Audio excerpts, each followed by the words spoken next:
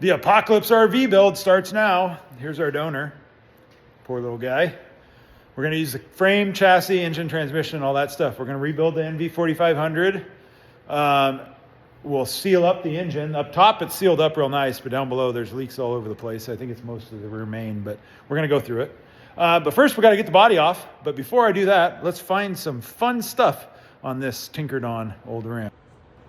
Ooh, a steering brace. Another chintzy one. Does have a nice panhard bar or track bar, whatever you want to call it. AC delete. And man, that thing needs a balancer.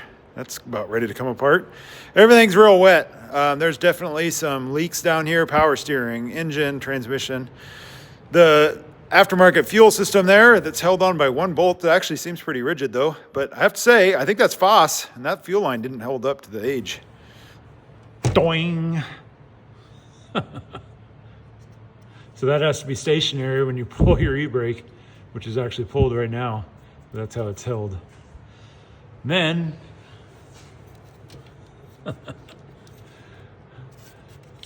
something happened at some point.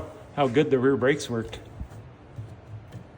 It's the bias valve, which thinks that there's zero weight on the typical aftermarket exhaust. None of the hangers are ever in the right spot. Seems like it fits good other than the hanger brackets. Kind of has a later model bumper where the frames must be a little bit wider. It's not held on there very good, but it didn't fall off. Junkyard numbers. I think either that or someone was doing some notes on oil change stuff. A little bit of custom trimming, but